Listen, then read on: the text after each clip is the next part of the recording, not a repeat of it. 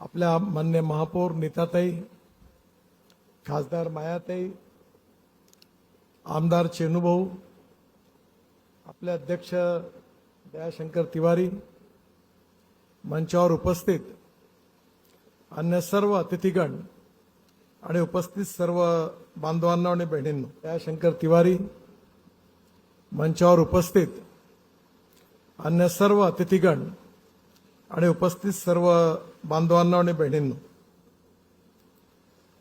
आपल्या सगळ्यांमध्ये लहानपणापासून आपण ज्यांना बघितलं असं देवेंद्रजी आपल्या नागपुरातून मोठे होऊन महाराष्ट्राचे यशस्वी मुख्यमंत्री म्हणून त्यांची नेत्रदीपक कारकीर्द बघण्याची संधी आपल्या सगळ्यांना मिळाली आहे।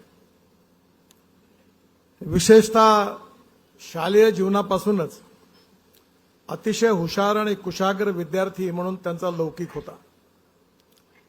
आपल्या सगळ्यांना माहिती आहे की लॉ कॉलेजमध्ये गोल्ड मेडल घेऊन त्यांनी लॉची पदवी मिळवली, पण त्याच काळामध्ये वक्तृत्व स्पर्धा आणि वादविवाद स्पर्धांमध्ये अनेक ठिकाणी भाग घेतला। विद्यार्थी नेता म्हणून विशेषतः लॉ कॉलेजच्या विद्यार्थी संघाची निवडणूक असेल, विद्यापीठ विद्यार्थी संघाची निवडणूक असेल, त्यामध्ये त्यांचा सक्रिय सहभाग राहिला। पण याच काळामध्ये त्यांचे वडील गंगाधरराव फडणवीस हे आपल्या जनसंघापासून आपले अतिशय उत्तम आणि सिनियर कार्यकर्ते होते।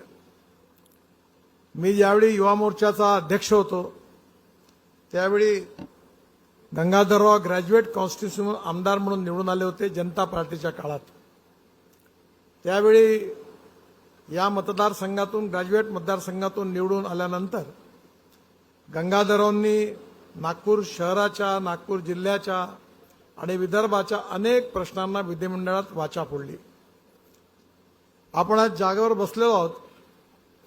या ठिकाणी एम्प्रेस मिल होती, ती पहिले टाटाकडे होती आणि त्यानंतर या एम्प्रेस मिलचं टाटानी ज्यावेळी त्या ठिकाणी टाटाचं मॅनेजमेंट आलं त्यावेळी वसंतराव साठे आणि अनेक काँग्रेसच्या नेत्यांनी मागणी केली आणि त्यांच्या मागणीमुळे त्या ठिकाणी राजीव गांधींनी एम्प्रेस मिलचं राष्ट्रीयकरण केलं आणि राष्ट्रीयकरण केल्यानंतर त्यानंतर ती बंद पडली।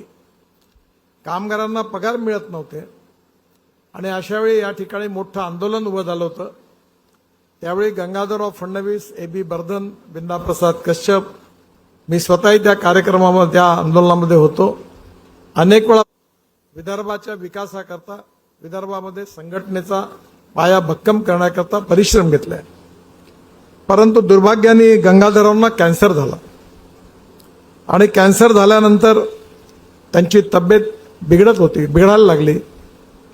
हळू लक्षात आलं की आता गंगाधरराव राजकारणात तर सक्रिय राहू शकत नाही, पण त्यांचं एकंदरीत त्यांच्याकडे बघताना असं लक्षात आलं की आता फार काळ ते क्रियाशील देखील राहू शकणार नाही।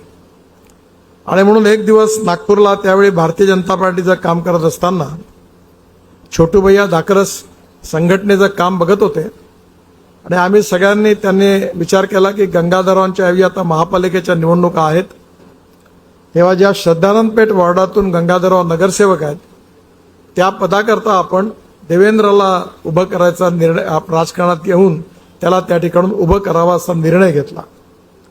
ज्यावेळी हे सांगण्याकरता मी आणि छोटूभैया दाकरस गंगाधररावकडे गेलो त्यावेळी सरिता बहिणी आणि दोघांना मिळून आम्ही सांगितलं की आमच्या सगळ्यांची इच्छा आहे की देवेंद्रनी राजकारणात यावं आणि यावेळी श्रद्धानंद पेठ वार्डातली तुमची जी नगरसेवकाची जागा आहे त्या ठिकाणी त्यांनी निवडणूक लढवावी। त्यावेळी ते असं म्हणाले की माझी काही हरकत नाही आहे, पण याचा निर्णय देवेंद्रने घ्यावा। मी नेहमी ही गोष्ट याकरता सांगतो की आजकाल आई वडील म्हणतात की माझ्या मुलाला तिकीट द्या। आई वडील मुला मुलींचे तिकीटं मागतात, बायकोला तिकीटं मागतात, याच्या प्रथा परंपरा सगळ्याच पक्षात आहे। पण या केसमध्ये देवेंद्रजीला राजकारणात आणून तिकीट द्यावं असं त्यांच्या परिवारातल्या आई किंवा वडिलांनी कोणीही मागणी केली नाही। आम्ही पार्टी म्हणून विचार केला आणि त्यांच्या घरी गेलो आणि त्यांना विनंती केली की देवेंद्रला राजकारणात आपण द्या। आणि त्यामुळे हा फरक आहे की या ठिकाणी पार्टीने ठरवलं आणि त्यानंतर देवेंद्रशी चर्चा झाली. देवेंद्र त्यावेळी महानगरपालिकेमध्ये श्रद्धानंद वार्डातून निवडून आले आणि त्याच नंतर जनता युवा मोर्चाची अध्यक्षपदाची जबाबदारी पण त्यांना मिळाली.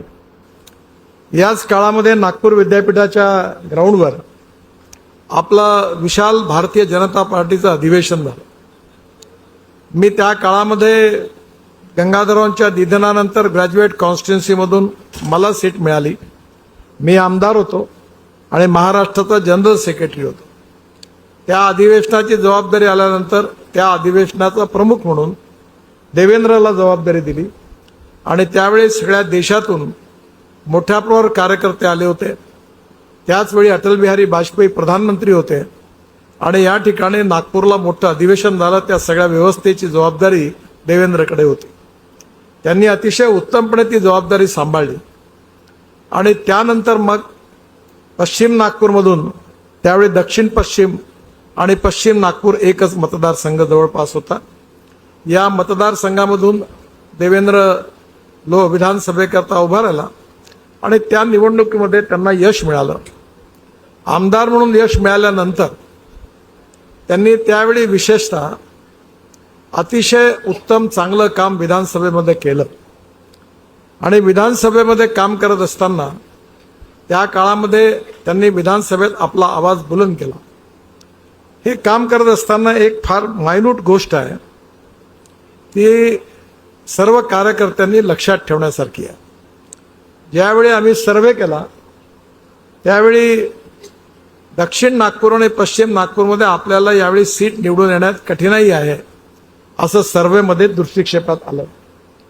त्यावेळी मोहन मते दक्षिणचे आमदार होते आणि देवेंद्रजी पश्चिम नागपूरचे आमदार.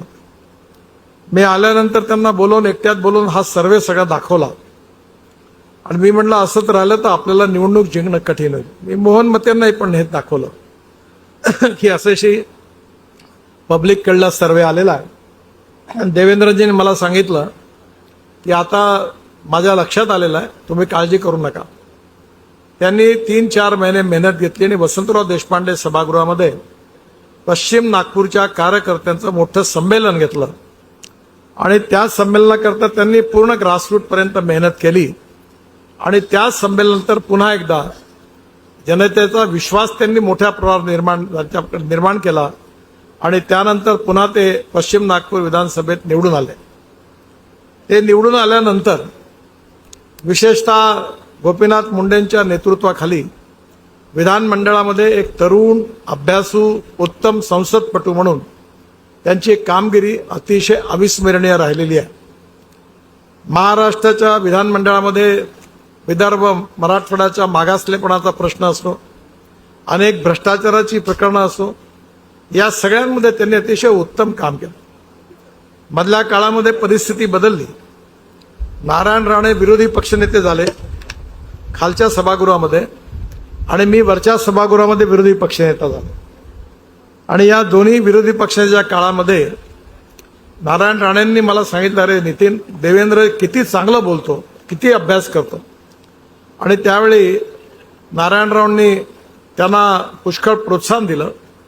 गोपीनाथ मुंडेंनी पण त्यांना पुष्कळ प्रोत्साहन दिलं आणि दोघांचा विश्वास संपादन करून अनेक महत्वाच्या विषयावर सभागृहात चर्चा उपस्थित करणं, विषय उपस्थित करण्याची जबाबदारी देवेंद्रवर दिली आणि त्यांनी हे सभागृह अक्षरशः आपल्या संसदीय कर्तृत्वानी आणि वक्तृत्वानी गाजवलं आणि त्यातून त्यांचं नाव संपूर्ण महाराष्ट्रापर्यंत पोहोचलं. ज्यावेळी नरेंद्र मोदींच्या नेतृत्वाखाली महाराष्ट्रामध्ये आपलं सरकार आलं, दिल्लीतलं सरकार आलं, तर निवडणुका झाल्या होत्या महाराष्ट्राच्या आणि त्यावेळी पहिल्यांदा मेजॉरिटी मिळाली आणि देवेंद्रजींना महाराष्ट्राचा मुख्यमंत्री होण्याचा मान मिळाला. या सगळ्या कार्यकाळामध्ये त्यांनी महाराष्ट्राला एका प्रकारे एक समृद्ध संपन्न राज्य म्हणून पुढे आणलं. त्यांनी केलेल्या कार्यामध्ये मोठी इन्व्हेस्टमेंट महाराष्ट्रामध्ये आणली. महाराष्ट्रामध्ये सिंचनाचे प्रकल्प बंद पडले होते, त्यापैकी 50% प्रकल्प जे पूर्ण झाले आहेत पण 8-8, 10-10 वर्षापासून 12 वर्ष बंद पडलेले आहेत. त्या प्रकल्पाकरता त्यांनी माझ्याकडून मागणी केली की मी त्यावेळी वॉटर रिसोर्सेस मंत्री पण मीच होतो आणि त्या काळामध्ये आपल्या विदर्भातलं गोसीखुर्द प्रकल्प आणि त्याचबरोबर ही सगळी जी प्रकल्प आहे पूर्ण करणं माझ्याकडे त्यांनी मागणी केली. प्रधानमंत्र्यांच्या संमतीने 6,000 कोटी रुपये महाराष्ट्रातल्या अशा प्रकल्पाकरता एक बळीराजा सिंचन योजना आपण तयार केली आणि एक प्रधानमंत्री सिंचाई योजना यातून 12,000 कोटी रुपये दिले. चेनुभाऊ इथे बसले आहेत. त्यांच्या जिल्ह्यातला सगळ्यात महत्वाचा प्रकल्प जिगाव झाला का पूर्ण? तो थोडासा पूर्णत्वाकडे चालला आहे. पण बुलढाणा जिल्हा हा सगळ्यात अनुशेषामध्ये सिंचनाच्या सगळ्यात मागासला होता. या प्रकल्पाचंही काम सुरू झालं. गोसीखुर्दला पण त्या काळात मी 6,000 कोटी रुपये भारत सरकारकडनं दिले आणि 6,000 कोटी रुपये प्रधानमंत्री सिंचाई योजनेत दिले आणि 6,000 कोटी बळीराजा योजनेमध्ये 50% जे प्रकल्प होती त्याकरता दिले. या सगळ्या योजना देवेंद्रजींनी तयार केल्या आणि त्यातून विदर्भ आणि मराठवाड्यातलेच नाही तर पश्चिम महाराष्ट्रात देखील अनेक प्रकल्प जसा सोलापूर, सांगली आणि विशेषतः सातारा जिल्ह्यातला जो दुष्काळी भाग आहे, ज्या गावामध्ये टेंभू, म्हैसाळ सारख्या सगळ्या योजना आहेत त्या योजना देखील पूर्ण झाल्या. मी ज्यावेळी पंढरपूरवरून हेलिकॉप्टरने ज्यावेळी सांगलीला चाललो होतो तेव्हा मला तो सगळा परिसर माहिती होता आणि त्या ठिकाणी पाणीच नव्हतं. विशेषतः पूर्ण दुष्काळी भाग होता सांगली जिल्ह्यातला आणि सोलापूर जिल्ह्यातला, सातारा जिल्ह्यातला. पण या सगळ्या योजनांमुळे आता तिथे पूर्ण पाणी येऊन सगळा परिसर हिरवा झाला आणि शेतकऱ्याचं कल्याण झालं. त्यामुळे पश्चिम महाराष्ट्र, मराठवाडा, विदर्भातली अनेक प्रकल्प त्या काळात पूर्ण झाली आणि त्यामुळे सिंचनाचा मोठा अनुशेष त्या निमित्ताने दूर झाला. आज जसं शेतकऱ्यांकरता कर्जमुक्तीच्या बाबतीत जशी अपेक्षा आहे तसंच याच काळामध्ये मोठ्या प्रमाणावर देवेंद्रजीने आपल्या शेतकऱ्यांकरता अनेक योजना हातात घेतल्या. विशेषतः मध्य प्रदेशच्या सरकारने लोकप्रिय लाडकी बहीण योजना त्यांच्या नेतृत्वाखाली आली आणि एवढंच नाही तर या सगळ्यामुळे एकंदरीत प्रगती आणि विकासाच्या दृष्टीने महाराष्ट्र झपाटून पुढे गेला. नागपूर शहर आपल्या महाराष्ट्राची उपराजधानी आहे म्हणून त्यांनी वेळोवेळी बावनकुळे साहेबांनी मागणी केली आपले पालकमंत्री म्हणून आणि देवेंद्रजींनी नागपूर शहराकरता, जिल्ह्याकरता भरपूर पैसे दिले. अनेक कॉन्क्रीटचे रोड त्यांच्यामुळे झाले. अनेक पुलाकरता त्यांनी महाराष्ट्र सरकारकडनं पैसे दिले. महापालिकेला एवढं अनुदान दिलं की आता महापालिका आपल्या खर्चाबद्दल बोलतच नाही, अनुदानाचा खर्च कसा करायचा याच्यावरच बोलते. म्हणजे त्यांचं स्वतःचं बजेट ते विसरले कारण त्यांना सवय झाली की दरवेळेला देवेंद्रजी पैसे देतात. म्हणजे एका प्रकारे या सगळ्या नागपूर शहरातल्या अनेक कामामध्ये त्यांचं योगदान राहिलं. सगळ्यात महत्वाचं योगदान म्हणजे त्यांनी बांधलेला समृद्धी महामार्ग. समृद्धी महामार्ग जो आहे हा पूर्ण याचं श्रेय खऱ्या अर्थाने देवेंद्रजींना आहे. अनेक वेळा रस्त्याचं कुठलंही काम झालं की अनेक लोक मलाच SMS पाठवतात.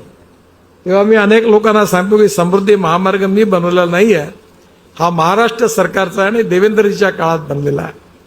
अतिशय मोठा असा महामार्ग आपल्या विकासाकरता उपयोगाचा आहे आणि आता इथून नागपूरपासून गोंदिया, गडचिरोली आणि चंद्रपूर यालाही जोडण्याचा पुढे समृद्धी महामार्गाला जोडायचं त्यांनी ठरवलं.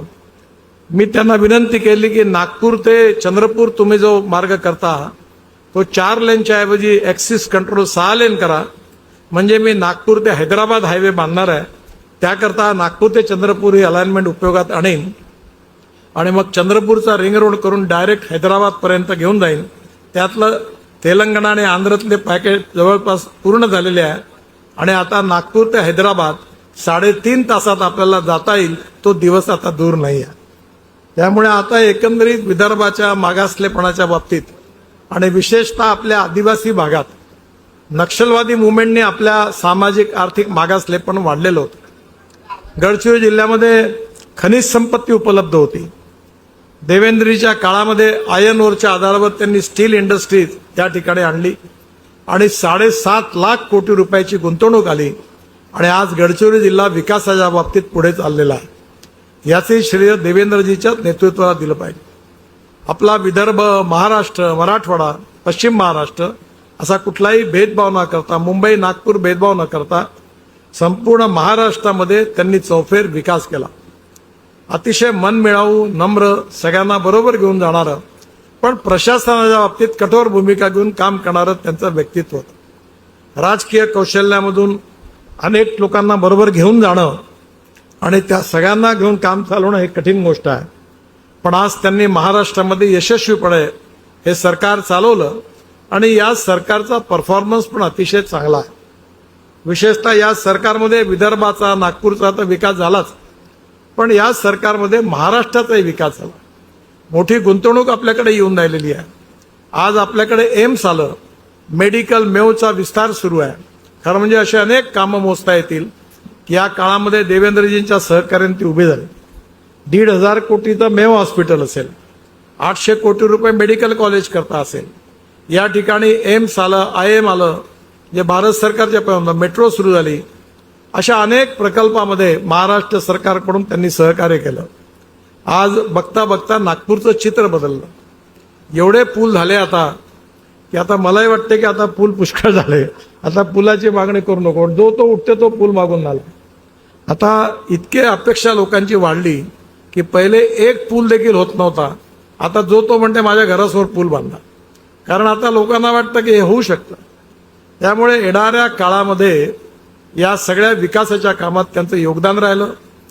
आणि याचबरोबर त्यांचे वडील गंगाधरराव यांचा कॅन्सरने मृत्यू झाला. त्यामुळे कॅन्सरच्या पेशंटच्या बाबतीमध्ये त्यांनी आपल्या रिंग रोडवर मोठं कॅन्सर इन्स्टिट्यूट, रिसर्च इन्स्टिट्यूट आणि हॉस्पिटल काढलं. आणि हे हॉस्पिटल जे आहे आज खऱ्या अर्थाने अनेक कॅन्सरच्या रुग्णाची सेवा करत आहे.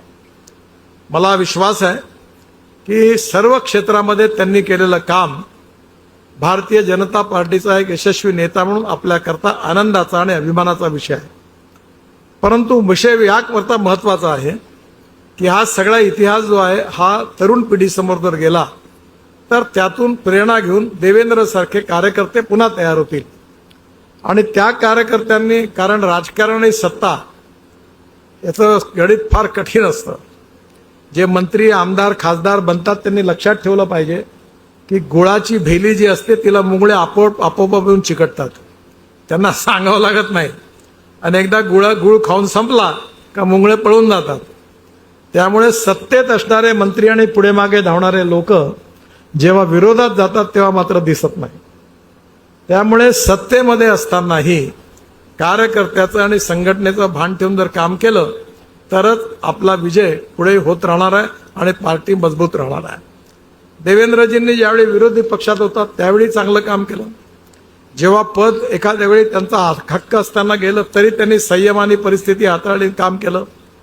कितीही प्रतिकूल परिस्थिती असेल तरी त्यावर काम करत निष्ठेने पक्षाचा विचार घेऊन पुढे राहणं, या परीक्षेत त्यांनी पूर्णपणे उत्तीर्ण झालं. आणि म्हणून त्यांचं व्यक्तित्व, कार्य, कर्तृत्व आणि विकास कार्य या बाबतीत तरुण पिढीला माहिती मिळावी म्हणून अजिंक्य योद्धा हे प्राध्यापक अरुण कनेर यांनी पुस्तक लिहिलेलं आहे आणि त्याचा आज प्रकाशन समारंभ होत आहे. अतिशय आनंदाची गोष्ट आहे की आज हा सगळा इतिहास पुस्तक रूपाने समोर आलेला आहे. आपण सगळ्यांनी हे पुस्तक जरूर वाचावं आणि याकरता पुस्तक काढलेलं आहे की या इतिहासामधून निश्चितपणे तरुण युवकांनी प्रेरणा घ्यावी आणि त्यातूनच देवेंद्रजी सारखे अनेक कार्यकर्ते आपल्या पक्षात तयार व्हावे, हाच त्यामागचा उद्देश आहे. आणि म्हणून मी प्रकाशकांना आणि लेखकांनाही मनापासून धन्यवाद देतो. आदरणीय बावनकुळे साहेब आज इथे आलेले आहेत, त्यांचंही पण भाषण माझ्यानंतर होणार आहे. मला माझ्या पायाचं ड्रेसिंग करण्याकरता गेल्या 6-7 महिन्यापासून माझ्या पायाला जरा जखम झाली होती. डॉक्टरकडे 7:30 वाजताची अपॉइंटमेंट होती आणि म्हणून ते बघणार आहे म्हणून मला डॉक्टर मार्डीकरांकडे जायचं आहे. त्याच्यामुळे मी बावनकुळे साहेबांची आणि आपल्या सगळ्यांची विनंती करणार आहे की माझं भाषण झाल्यानंतर मी जाणार आहे तरी आपण मला अनुमती द्यावी. आणि पुन्हा एकदा देवेंद्रजींच्या उज्ज्वल भविष्याकरता मी त्यांना मनापासून खूप खूप शुभेच्छा देतो. आणि त्याचबरोबर त्यांचं व्यक्तित्व, कार्य आणि कर्तृत्व आपल्या सगळ्या कार्यकर्त्यांना भविष्याकरता प्रेरणा देत राहील असा विश्वास व्यक्त करून मी माझं बोलणं संपवतो. धन्यवाद. नमस्कार.